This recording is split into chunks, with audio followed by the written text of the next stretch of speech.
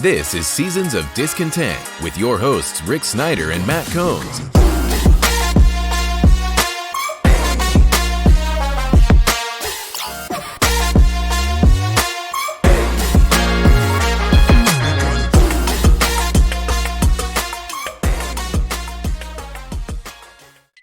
Welcome to Seasons of Discontent, Season 9, Episode 26, brought to you by Rick Snyder's Washington across social media. And I'm Rick Snyder. I'm Matt. And we're back discussing all things Washington life as part of the Rick Snyder Empire. So subscribe or whatever you want to do. I don't care anymore. It's a long season. All right. We always pick the game right away. Jets 17, Washington 13. Is Aaron Rodgers playing? No, I don't think so. Better not. Although I think they're playing a third stringer. Yeah, it's Trevor Siemian. Yeah. This is going to be a boring game. I'll say 14-9 Jets. I mean, Aaron Rodgers has come back with them eliminated from the playoffs. It's pure vanity and too big a risk for how much they're paying him. I mean, that he could come back, which had been 3 months or 4 since he got hurt. That's pretty amazing. Mm-hmm. But you have to protect your investment. Unless Aaron Rodgers is running the Jets. If he's playing, he's running the Jets. Give him the general manager title. But I have a feeling Washington's offense is really going to stink. And, Jets don't have much either. Yeah, you're right. It's going to be a boring game. Christmas Eve, 1 o'clock start. Oh, let's get that thing done because we got things to do. Yep. It's up there, not down here. I've done that before. So 3-hour train I'm ride. happy for that. All right. The question is, can Washington get to the second pick overall? And there is a way. All right. So the Patriots actually did something recently. Patriots are at Denver, at Buffalo, at New York Jets, which say they can beat the Jets at the end. The Cardinals have to play at Chicago, at Philly versus Seattle. Well, I don't know if they're going to win any of those, but they might beat Chicago. And then the Commanders got the Jets, which they could win. San Francisco and Dallas are not winning that. So the best thing is you lose out and hope Arizona wins one, New England wins one. Their week 18 game, maybe, So you could suddenly be the number 2, and who are you going to take? Another Chase Young? I don't think so. No, honestly, if they get any higher than 4 where they sit right now, I would think maybe like the Raiders or somebody like that who's at 6 would try to come in. The Raiders are really going to be eyeballing one of the quarterbacks. From all the mock drafts I read, it still has Caleb Williams going number 1 overall to the Bears.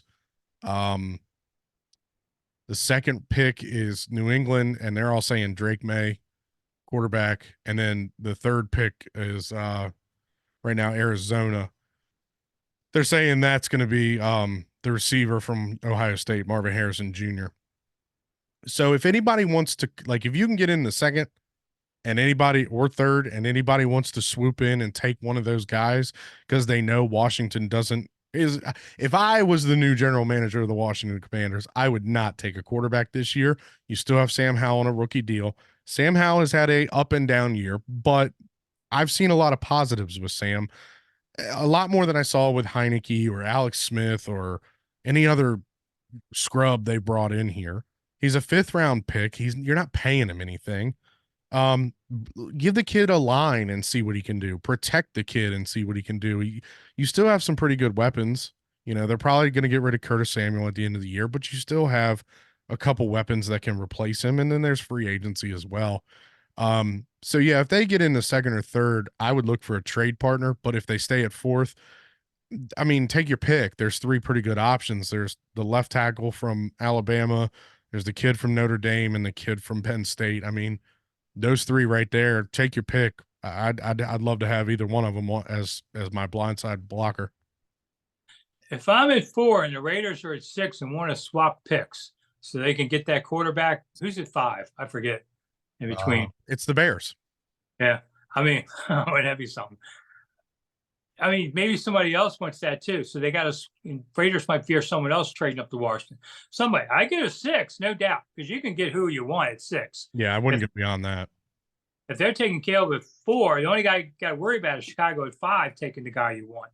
But all mocks that I've seen, like I said, is Caleb 1, Drake May 2, Harrison Jr. 3, Some people have the Bears taking a tackle at 5. Some have the Bears taking an edge rusher at 5. 6 is where Jaden Daniels from LSU was slotted to go against, for the Raiders. So if for some reason like Caleb doesn't go 1, which there has been talk, a lot of people are starting to shy away from Caleb Williams. If Caleb Williams happens to be there at 4 and somebody wants to sneak in and grab him, by all means, give it to me. Give me an extra first, give me an extra second or an extra third. Just this team needs to accumulate picks. And the more important, Rick, as we talked about in the last show, more importantly, the person who's making the picks needs to make the right personnel moves. That is what has plagued this team for 4 years. There ain't one first-round draft pick on this team that Ron Rivera has made that is impactful.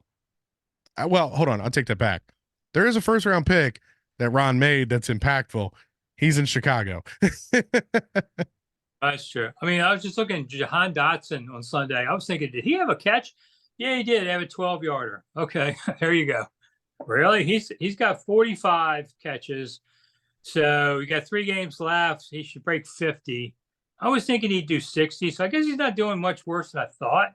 But man, he just seems to disappear this year. Not the year I was thinking out of him.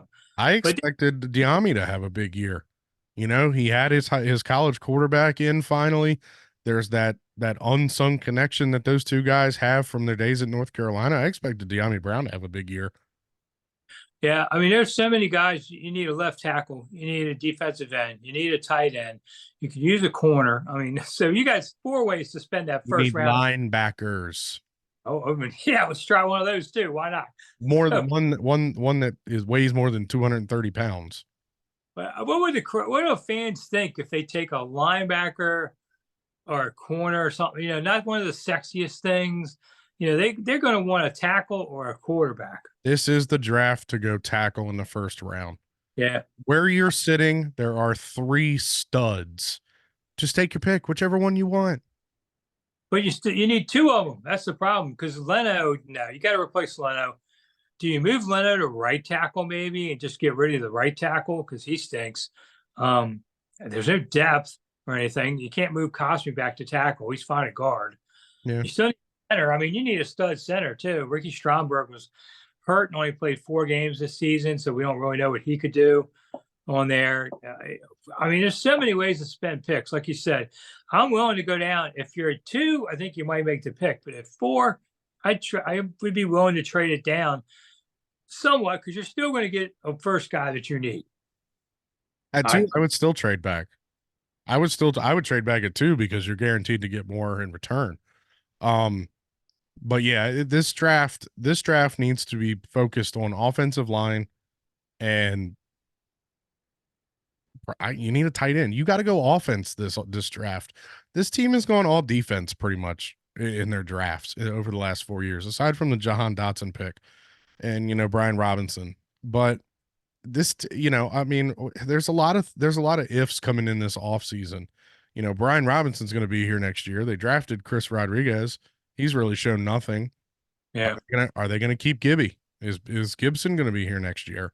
Well, he'll be a free agent. He's a free agent. Right. So, and he's not getting the playing time that he's used to having on this team. Some of these guys are Rivera type of guys, and so the next coach not going to want them. Example, like Frank Wycheck passed away last week, and so did Bob Dole. A lot of people remember him as a Redskins lineman too. Passed away last week too, sadly. But Wycheck had a great career at Maryland, got drafted by Pettibone, and then Norv came the next year and didn't want him, kept him a year and got rid of him. Then he was great out in Tennessee, had a good career on things, and sadly he fell at his house and died. Mm-hmm. But it was a perfect example. When you switch coaches, suddenly players in favor are not anymore. That was that guy, Cam was a Gruden guy. And so I expect 30 new players on the 53 next year, maybe more, because guys are really worth keeping. That you say, we can't live without this guy. Well, I guess I want to keep Terry. Yeah. You want to keep Cosme. Allen and Payne, you have to now. And Payne had a pretty good game Sunday. That was his best game. Yeah. There's nobody in the linebackers I care about. Jamin Davis, but he can come back and be okay. nobody in the secondary. I'm really, to even Curl, I don't think has had a great year. Mm-mm. That. So, I mean, there's only a handful of guys that you really say you want to keep, and the rest of it, you can't replace them all, but you're going to replace a lot of them. I think you have to keep. I think you have to keep Hal just Yeah. because, like I said, you have to build. Obviously, the sexy pick is the quarterback. If Jaden Daniels is sitting there, a guy just won the Heisman. What better way to kick off a new tenure with a new head coach and all this stuff with new ownership? The first full offseason that new ownership's going to have with a new coach and a new GM and new team president and all this stuff. Of course, the sexy pick is the quarterback. But if Harris and Rails and Magic and all these guys have one inkling of football knowledge, they can't sit up in that box every Sunday watching this team and watching Sam Howell getting completely destroyed, not even having 5 seconds to drop back and throw the ball before he's got a defender in his face. And they got to sell tickets, and including Grant Paulson put up some stats on the other day about how many people watched the Commanders game, and like twice as many people were watching the Dallas game, on another channel. Wow, your market is. I mean, it was a better game anyway, but you got 2-1 on Dallas people watching in DC. Now, the attendance, okay, there was people filling the stands all year, but they were always opposing fans. I'd say last year they had maybe 10,000 season ticket holders show up regularly, and even less some games. This year, I'd say that number got up to 15, something like that. They sold more, but maybe 15. The rest were visiting fans. Yeah. And the only game they got was the opener at Arizona, and that was an event. Every other game, and the ones that are coming, San Francisco and Dallas, they're going to be 80% visiting fans again. Be nice to get some of your own people in the building. Hey, we haven't got down to where the Panthers are yet. The Panthers tickets on Sunday were 45 cents. And I saw a video of and they won. I mean, I don't know what time that was. If it was the game on or not. It was 10 minutes before the game. Okay. Now look, we got to preface this too, is there was the downpour that we received Sunday is the one that they were receiving during game time. If you think about how hard it rained Sunday night, that was happening in Charlotte during game time. So, to go see a 1-11 team or whatever they are, 1-13, you got to be pretty diehard for that. But yeah, Atlanta versus Carolina tickets were 45 cents on StubHub. Wow. I've seen them $1. I once bought a $1 ticket to a Wizards game and wrote a column about it. But $1 still costs. By the time you eat something in park, it's still a lot. But yeah. Wow. At Carolina, I don't blame them. We got 5 inches of rain in my rain gauge here. Yeah. So it rained hard. Yeah, that was your classic nor'easter came up. Yeah, if it was just a little bit colder, we'd be in a nice winter wonderland right now. That would be 2 feet of snow if it was colder. All right, so this is our last show before Christmas. Yay. And the older you get, the less stuff you get. So I don't even know what I'm getting, but I was just thinking, you're still young enough to remember your childhood, unlike me. What was the best thing you ever got at Christmas? When I first got into hockey, so I was probably 5th grade, maybe. I got a Mario Lemieux Pittsburgh Penguins jersey from my grandmother. And I still to this day have that jersey. It does not fit, but I still have this jersey. Is your boy wearing it? No, I think it's a large. So it's a little small for, or a little big for him right now. But that's one of the, see, when the Redskins became the Washington football team and, all this name nonsense started, my dad had put together a box of stuff. It's like a box of Redskins stuff that he plans to give my son. So that's one of the things that I plan to give my son is, because he knows daddy likes the Pittsburgh Penguins, and, he has a Penguins jersey. It's still a little too big for him. It was his sister's. It's a Malkin, Evgeny Malkin jersey. But yeah, he's gonna get that. I remember opening that thing up and I was floored because my grandparents never really had a lot of money. This jersey had to have been $200. You know what I mean? Like it was special. I told my grandmother a couple Christmases ago that I still have that jersey because she has a picture of me on the wall holding it up. And I told her, I said, I still have that jersey. It is in a plastic bag, like with all my jerseys and mothballs to keep them protected. Yeah, it beats a Super Nintendo game or something like that. Yeah, I mean, when I got my Nintendo, that was amazing. But yeah, no, it's more than just a jersey. It's meaningful. It's memorable. It's something, and as long as I have it, now my grandmother hasn't passed away yet, but my grandfather has, so it's something that I will always remember. Him, and it'll be something valuable to me to hand down to my son. We only got rocks and coal back in the day when I was a kid. So now I did get a bike. I think I was around 6, and I still remember that was a great gift for Oh a yeah. bike.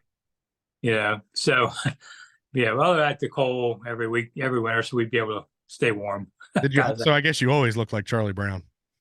Yeah, but see, I had Great Depression parents. Okay. Yeah, that's true. Yeah. My dad was the oldest of 11, and they lived in a shack in Carolina as sharecroppers. And my mom was the youngest of 7 in DC, but really tough. I mean, the relief people would come around on Christmas with an orange, and that's what you got for Christmas was an orange. Wow. So I'm not getting that, no mercy's given to me as a kid. No. Yeah.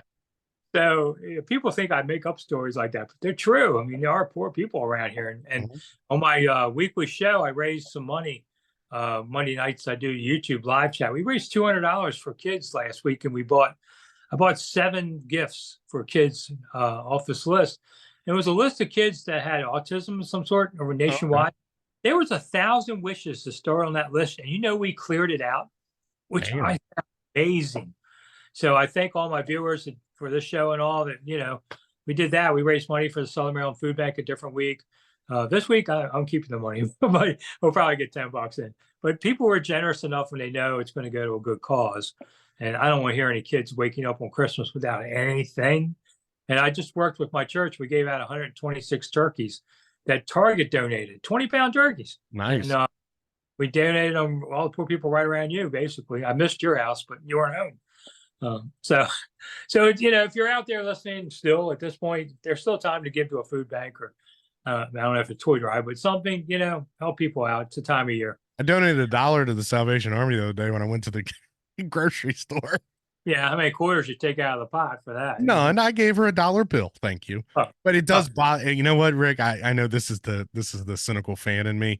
I hate donating to that little red bucket because I associate that red bucket with the Dallas Cowboys. Oh, a big thing, yeah. Yeah, first time I was in Cleveland, they had the firemen in the boot, and I didn't have any idea what it was about. Oh yeah, and somebody had to explain it to me. Then you feel like a big cheapskate. So whatever, it's only money, so give something. It beats nothing. I'll say that. Yep. All right, there you go. We're done. Yeah, there we go.